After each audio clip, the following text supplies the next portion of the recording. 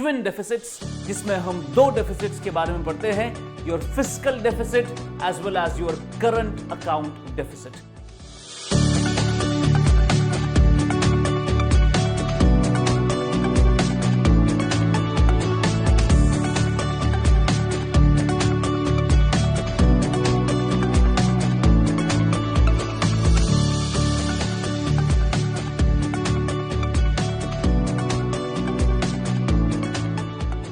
Russia और Ukraine का crisis न सिर्फ रशिया तक रहा और न यूक्रेन तक। आपको पता है दैट वो वहां से उभर कर आपकी सारी रीजनल कंट्रीज पर इंपैक्ट कर चुका है। Crude oil prices are hovering about $100 per barrel. आपका कमोडिटी सुपर साइकिल शुरू हो चुका है, just like 2008 global financial crisis. आपकी inflations are beyond the comfort levels.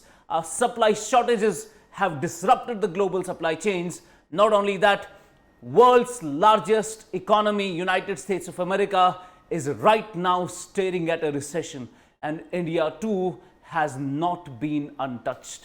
ऐसे context में recently आपका finance minister twin deficit के बारे में बात करता है, and that is the video for today.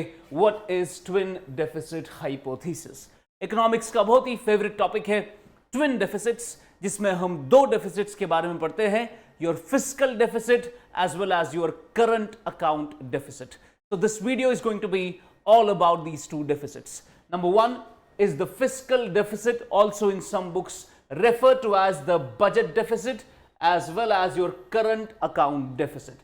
Now first of all, let's talk about what is fiscal deficit and how can you relate the fiscal deficit with the current account deficit. जब भी हम fiscal deficit की बात करते हैं, fiscal deficit simply means आपकी government का expenditure is greater than the income of the government. जब गवर्नमेंट का खर्चा expenditure is higher than the income of the government, we can say that the government right now is in a fiscal deficit.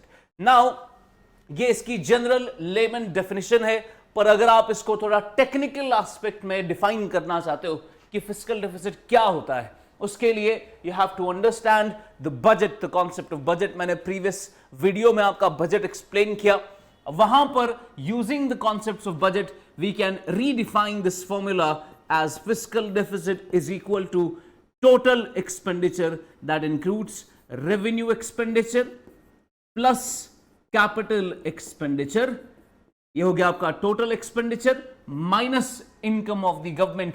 Income क्या है? Revenue receipts plus non debt capital receipts जिनको ये particular concept समझ नहीं आ रहा कि मैंने ये क्या लिखा, revenue expenditure and capital expenditure, revenue receipt and capital receipt, आप उसके लिए मेरा प्रीवियस लेक्चर देख सकते हैं। आई बटन पे क्लिक करके you will understand the formula very well. Now that is the fiscal deficit. इसकी जनरल आपकी जो मकसद है इस कॉन्सेप्ट का, दैट इज गवर्नमेंट का expenditure is more than the income of the government. Government जितना कमा नहीं रही उससे ज्यादा खर्च कर रही है। For example, if the expenditure of the government is 150 and the income of the government is only 100, then we can say government has a fiscal deficit of 50. और ये 50 रुपए गवर्नमेंट कहां से लाएगी? She has to borrow it from the market. So we call it market borrowing. Market borrowing. और जब government market से पैसा उठा लेती है, it creates a crowding out effect. It creates a crowding out effect. इसका क्या मतलब है?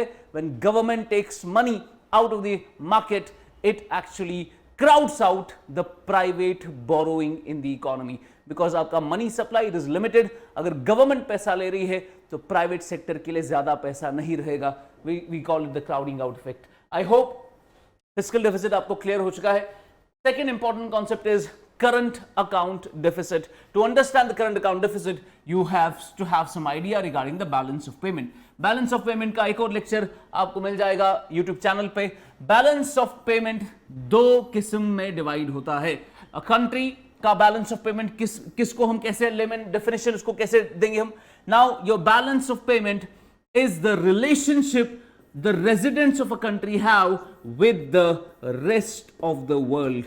आपकी क्या रिलेशनशिप है कंट्री के रेजिडेंट्स की, कैसे कैसी इकोनॉमिक ट्रांजैक्शंस आप कर रहे हो with the rest of the world, that would be your balance of payment. It shows the relationship between the residents of the country and non-residents of the country. I'm not talking about citizens, I'm talking about residents जो हमारी domestic territory में रहते हैं. Now this relationship, this economic transaction जहां पर आप export import करते हो, जहां पर आप loans लेते हो, जहां पर आप investments करते हो, these are your economic transactions that you're talking about. ऐसी इकोनॉमिक ट्रांजैक्शंस को कौन कैप्चर करता है? Balance of payment. अब बैलेंस ऑफ पेमेंट में you have to have an understanding regarding the two important accounts. Balance of payment में you have on the one hand the current account and on the other hand you have the capital account. Now current और capital account में क्या फर्क है? Now pay attention please. Current account और capital account में अगर आपको कोई बोलेगा what is the difference between the current and capital account, आपको बस एक लाइन उसको बोलनी है. एक लाइन क्या है? Investment and borrowing. Investment and borrowing is part of capital account, everything else is part of current account.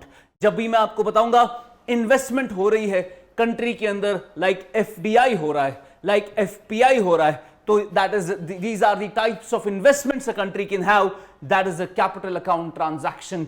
अगर इंडिया बाहर कहीं एफडीआई कर रहा है, that is again a capital account transaction.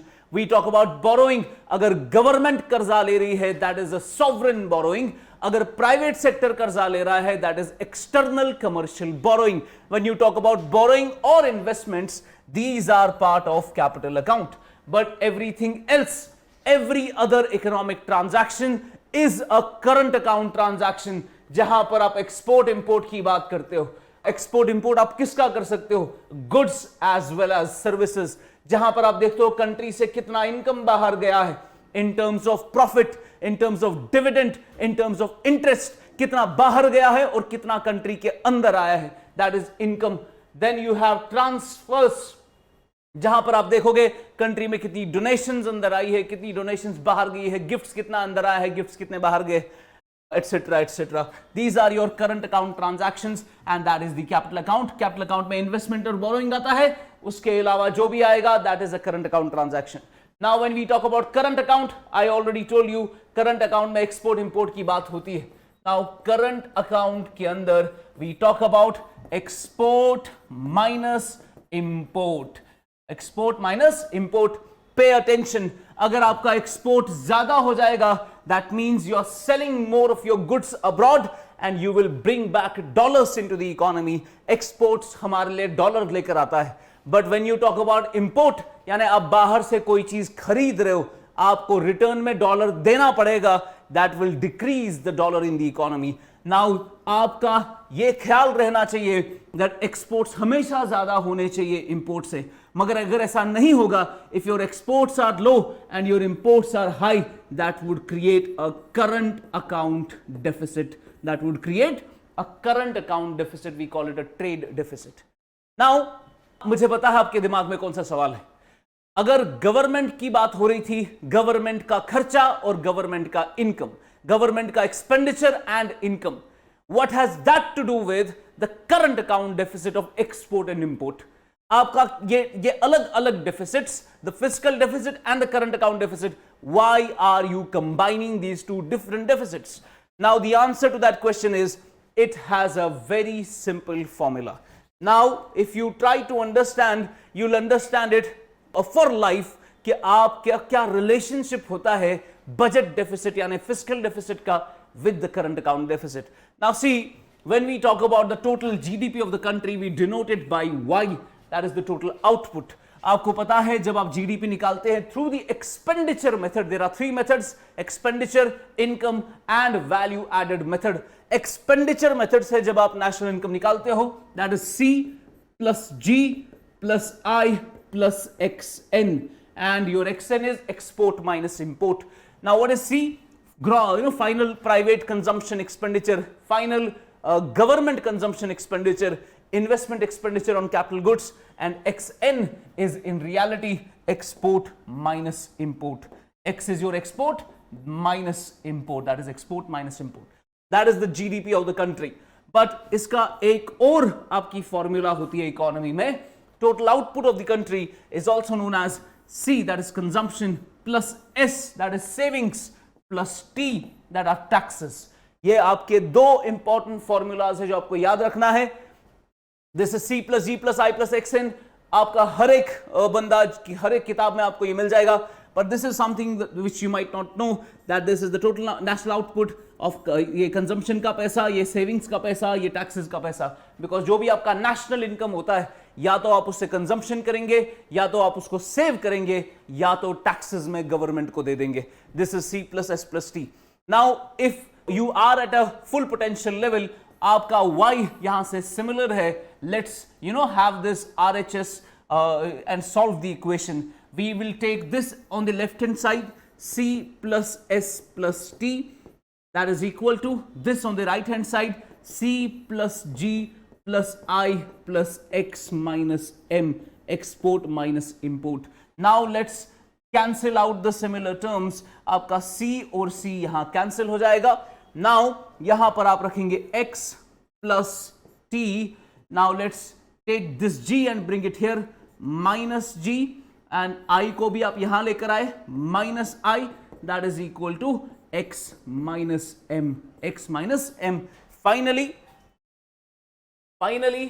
the last point here is आपके left hand side पे you have this S minus I, savings minus investment, then you have plus T minus G, taxes minus government expenditure, is equal to export minus import, export minus import.